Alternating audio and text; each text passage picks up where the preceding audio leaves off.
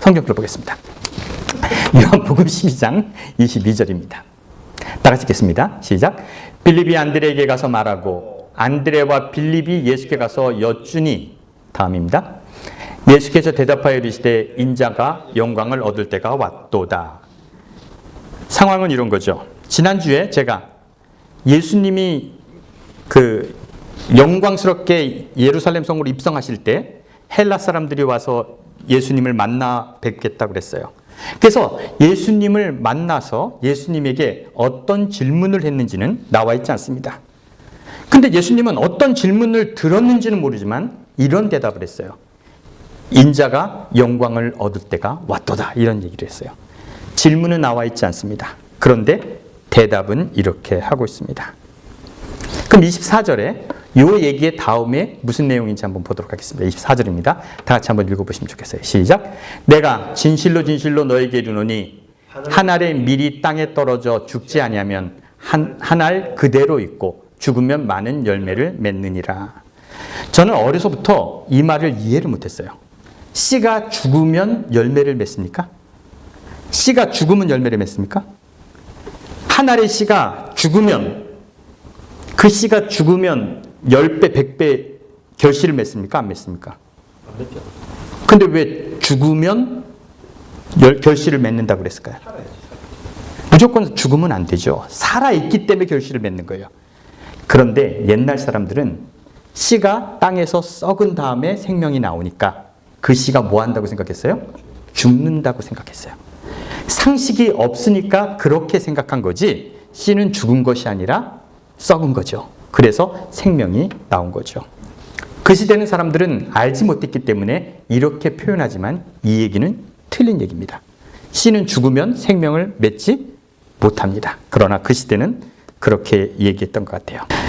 근데 여기에 예수님께서 뭔가 결연한 의지로 말씀하시는 것 같아요. 그 다음에 이 얘기를 어떻게 설명하냐면 25절입니다. 한번 보겠습니다. 25절입니다. 다시 보겠습니다. 시작. 자기의 생명을 사랑하는 자는 잃어버릴 것이요 이 세상에서 자기의 생명을 미워하는 자는 영생하도록 보존하리라. 답을 한 거예요. 왜 질문도 없는데 예수님은 이런 답을 했을까요? 우리가 한번 이 상황을 이해하지 않으면 이 상황을 전혀 이해하지 못합니다. 자, 예수님께서 나귀를 타고 예루살렘 속 입성할 때 사람들이 호산나 호산나 외치고 이스라엘 왕위로 오시니요 라고 외쳤어요. 그때 예루살렘쯤 들어갔는데 헬라 사람들이 와서 예수님을 만나고자 하니까 빌립한테 얘기하니까 빌립이 안드레한테 얘기해서 안드레가 예수님께 얘기했는데 예수님이 이 얘기를 했다는 거예요. 상황이 그런 거예요. 그러면 안드레가 예수님한테 얘기했을 때 헬라 사람이 당신을 만나고자 합니다. 그럼 예수님이 뭐라고 얘기해야지 정상입니까? 장로님이 와서 누군가 와서 목사님 만나고자 합니다. 그러면 제가 뭐라고 얘기해야 돼요?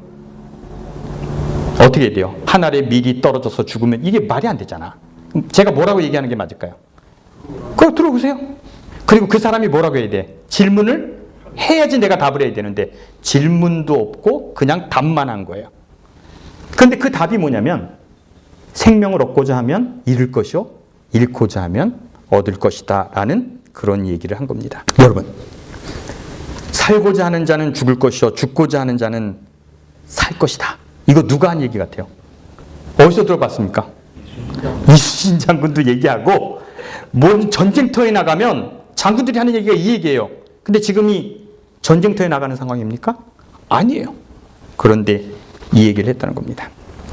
여러분, 하나 진짜 궁금한 게 있는데, 제가 성경을 이렇게 하나하나 풀어주면 재밌습니까? 재미없습니까? 재밌어요? 나 혼자만 하는 거 아니에요? 관심도 없는 사람들한테 막 그냥 저 그런 생각이 드는데 아니죠? 공감합니까? 한 절 한 절 보는 게 의미 없다고 생각하는 사람들 내가 막 해석하면 너무 내가 허무한데, 여러분 성경에 관심을 갖고 옛날에, 자, 이건 뭔가 화면이 좀 이상합니다. 아시겠죠? 너무 이상합니다. 그런데 제가 왜 성경을 공부하는 것을 좋아하냐면, 제가 어려서부터 성경을 좋아했어요. 해석하는 걸 좋아했어요. 그런데 성경은 이렇게 있잖아요. 성경 말씀이 이렇게 있는데 저는 밑에서 성경을 이렇게 바라보니까 오묘하고 신묘막직한 이 성경을 막 공부하면서 살았다고요.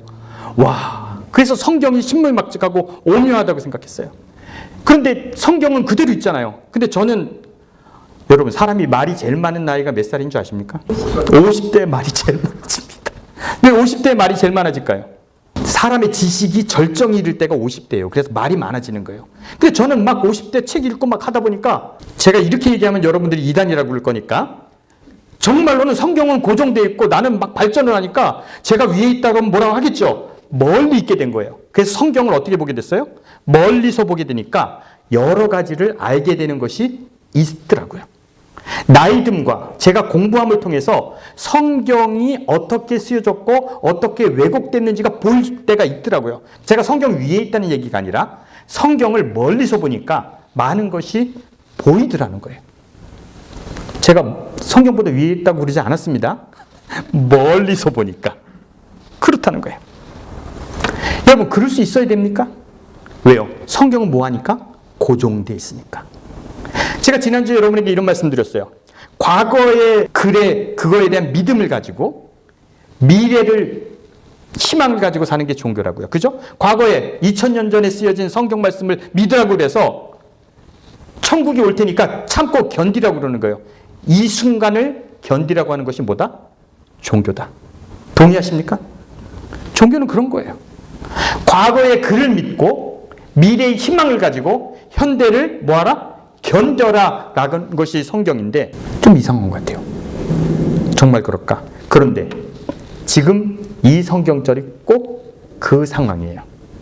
어떤 상황인지 한번 보도록 하겠습니다. 여러분 메시아가 오기를 기다렸잖아요. 그런데 한국이란 나라에서 메시아가 오기를 한국도 메시아를 기다렸습니까? 어느 나라나 구원자를 기다려요. 한국 사람이 기다린 메시아는 누굽니까? 한국 사람들이 우리나라를 구하기로 온다고 한 존재는 어떤 존재가 있습니까? 통일이 아니라 미륵이에요. 미륵. 통일이 아니라 우리나라 사람들이 기다린 구세주는 뭐예요? 미륵이 오면. 아 모르세요? 미륵 신앙이라는 거 모르세요? 조선 사람이 기다린 메시아가 누구예요? 미륵이에요. 그렇죠. 아 모르세요? 어디 가나 미륵보살이 있어요. 근데 이 미륵보살이 오면 어떻게 된다? 어려움이 해결된다라고 믿었습니다. 유대 사람들은 메시아를 기다렸고 조선 사람들은 뭘 기다렸다고요? 미륵이 오기를 기다렸어요. 그런데 그 미륵이 오기를 기다린 건 수백 년 전부터인데, 수천 년 전부터인데 신라 사람이 기다린 미륵과 백제 사람이 기다린 미륵이 같은 미륵일까요? 다른 미륵일까요? 조선 사람이 기다린 미륵은 다른 미륵일까요? 다른 미륵이에요. 왜요? 구세주는 그 사람의 상황에 따라서 그 나라의 시간에 따라서 다른 미륵을 기다립니다. 장로님 어떤 메시아가 오기를 원합니까? 지금. 네. 전지전능한 누구예요? 지금 말 안 해도 될 것 같아요. 아이 오셔야죠. 로또를 당첨시켜야지 미륵이 와야지 메시아가 와야지. 아니, 그럼 그렇죠. 그러니까 시대마다 메시아과는 달라질 수밖에 없어요. 내가 바라는 것이 달라지기 때문에 다른 의미로 다가와야 돼요. 신이 정의되면 안 되듯이 메시아도 정의되면 안 됩니다. 신라가 기다린 미륵은 백제의 손에서 벗어나기를 원하는 미륵이고요. 백제가 기다린 미륵은 신라가 쳐들어왔을 때 신라의 손에서 건져낼 미륵이고요. 유대인의 메시아는 팔레스타인 땅을 점령해야 할 메시아고요. 유대의 메시아는 팔레스타인 사람들에게는 뭐예요? 악의 축이 되는 거예요. 메시아를 기다린다는 것이 신을 정의한다는 것이 얼마나 우스운 건지 여러분 기억하셔야 돼요. 그래서 우리에게 메시아가 있다는 것은 어떤 면에서 뭐한 거예요? 남에게는 불행할 수 있어요. 나의 구원자가 남의 구원자가 된다는 보증은 없기 때문에 그렇습니다. 근데 제가 이제부터 성경 얘기를 안 하고 제 상식 얘기를 할 거예요. 제 상상을 할 거예요. 여러분 지금부터 절대 제 말을 믿지 마시기 바랍니다. 믿지 마세요. 아시겠죠? 제가 하는 말은 믿지 말아야 됩니다. 아시겠죠? 아 이거 또 목사가 그런 소리 하더라 하면 안 돼요. 이제부터 제가 하고 싶은 얘기를 할 거예요. 이 시대를 이해하게 하기 위해서 그렇습니다. 요한복음은 언제 쓰여졌는가? 예수님이 돌아가시고 나서 적어도 70년, 100년쯤 후에 쓰여졌습니다. 그 시대는 로마 시대입니다. 로마 시대에는 어떤 일이 있었냐면 그 시대 한 번 중에 로마라는 나라가 기독교인들을 박해한 시간이 있었다고 역사가 얘기합니다. 그런데 그렇게 심하게 박해했을 것 같진 않아요. 왜냐하면 로마라는 나라는 다신 국가잖아요. 여러 신을 믿었단 말이에요. 그래서 여러 신을 믿는 나라가 어떤 종교를 박해하는 경우는 없습니다. 종교가 종교를 박해하는 경우는 유일신일 때 박해하는 거예요. 근데 로마라는 나라는 잡신이 많았기 때문에 기독교를 특별히 박해할 이유가 없어요. 그런데 그렇게 심하게 박해하지도 않았을 거예요. 그러나 로마 시대 때 기독교인들은 박해받은 적이 있습니다. 이거는 사실이에요. 그 시대에 요한복음이 쓰였다는 거예요. 아시겠죠? 요한복음이 쓰여졌던 시대는 로마라는 국가가 기독교인들을 뭐하는 시대라? 박해하는 시대였다는 거죠. 이해가 되십니까? 이건 맞습니다. 그러면 죽고 예수를 믿는다고 하는 사람들이 목이 잘리고 십자가에 달리고 채찍을 맞고 고난을 받을 때, 지금 죽어갈 때 어떤 메시지가 필요할 것 같아요? 그때 필요한 메시지가 뭐라고요? 살고자 하는 자는 죽을 것이요, 죽고자 하는 자는 뭐 할 것이다? 살 것이다 라는 얘기가 필요한 거예요. 지금 예수님이 예루살렘 성으로 입성했을 때 그 메시지가 필요한 게 아니에요. 전혀 안 맞는 시점에 이 얘기를 집어넣었단 말이에요. 왜 이 얘기가 거기 들어가 있을까? 기쁘게 호산나 찬양하는데 살고자 하는 자는 이 뭐야? 맞지 않는 게 들어있단 말이에요.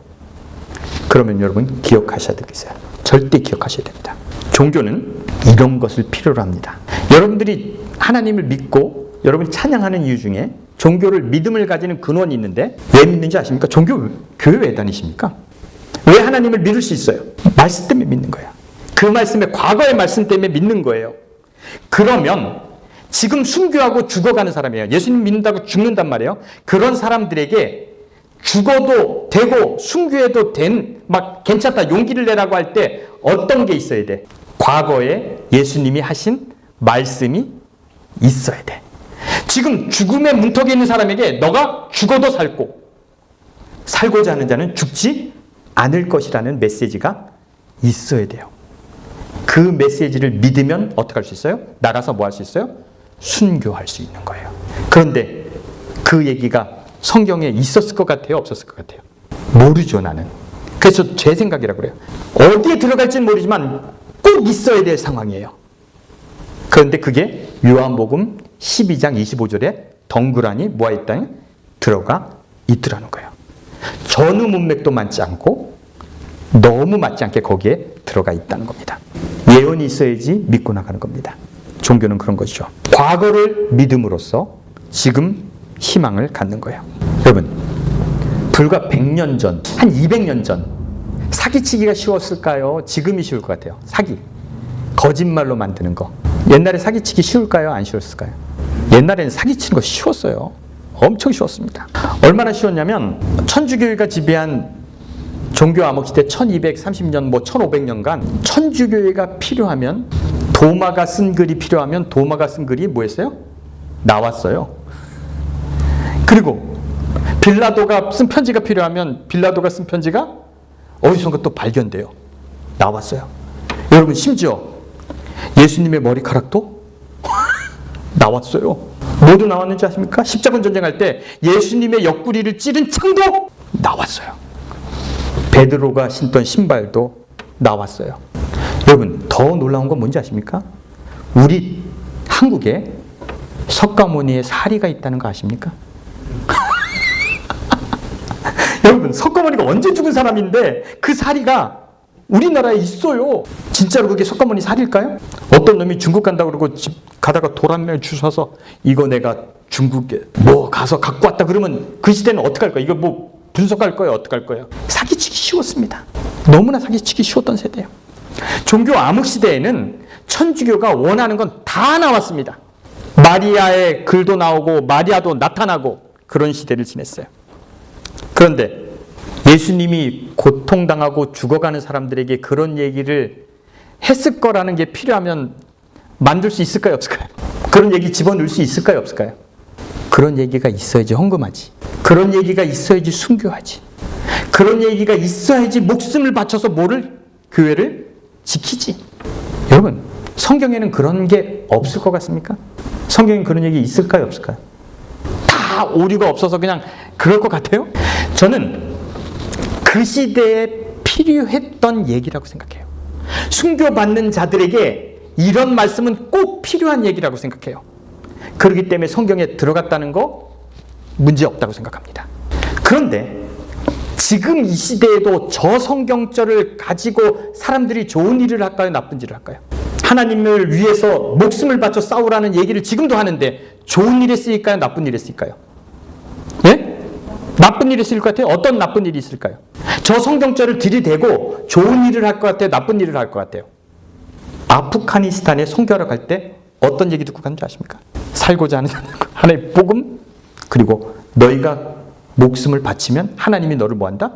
기억한다는 얘기. 이런 설교를 듣고 간 거예요. 옳은 일입니까? 목숨을 바쳐 지켜야 될 게 종교입니까? 중국에 그 신부님이 배교를 해요. 왜 배교를 했나? 그 신부를 찾으러 가니까 그 신부가 어땠냐면, 침묵이라는 소설 모르세요? 내가 몇 번 얘기한 것 같은데, 로마 교황청에서 일본으로 선교사를 보냈어요. 근데 이 선교사가, 대단한 선교사가 배교를 했다는 거예요. 그래서 제자 2명이 그 선교사를 찾아라 갑니다. 그 선교사가 진짜 배교를 했어요. 왜냐하면 그때 천주교를 믿으면 정부에서 일본 사람들 다 죽였기 때문에 그래요.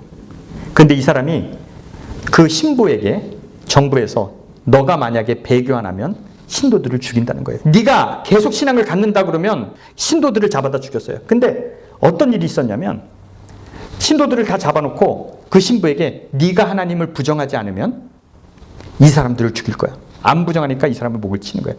바다에 빠뜨려 죽이는 거예요. 그게 어떻게 했냐면 후미에라는 거예요. 후미에라고 들어보셨어요? 예수의 동판 사진을 놓고 바로 밟으면 뭐 하는 거예요? 밟으면, 예수의 사진을 밟으면 살고 안 밟으면 죽는 거예요.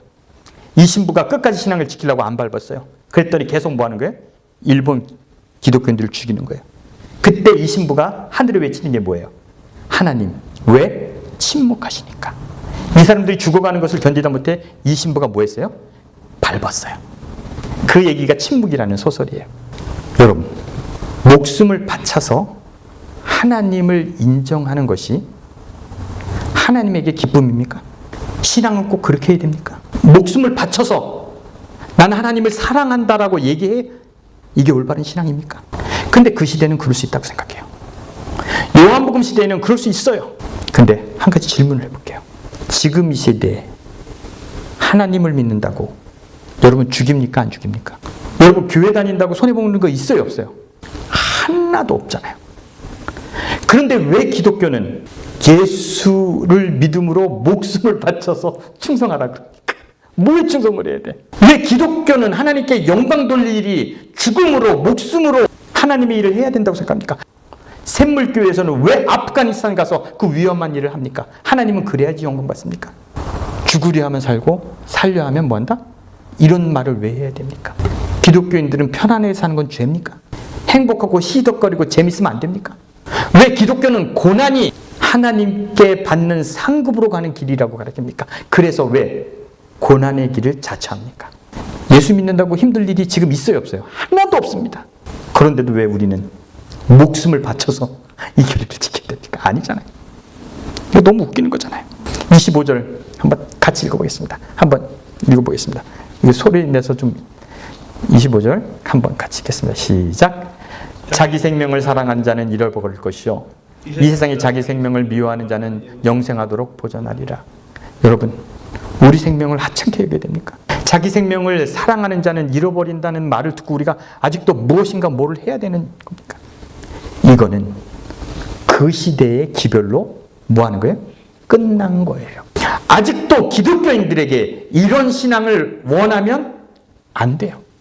이 성경절을 가지고 사람들을 독려하는 교회는 분명히 악한 짓을 하는 교회입니다. 하나님은 여러분의 목숨을 소중하게 여기십니다. 위험한 곳에 달려가고 내 재산을 팔아서 헌신하고 내가 힘들게 사는 것이 하나님께 영광입니까? 저는 이거는 바뀌어야 된다고 생각해요. 옛날 전해졌던 기별은 뭐 해야 돼요? 변해야 돼요. 왜 변해야 됩니까? 시대가 바뀌었으니까. 고정된 기별 가지고는 아무것도 안 됩니다. 매일매일 새로운 발전 있는 저와 여러분들에게 간절히 바랍니다. 기도하겠습니다.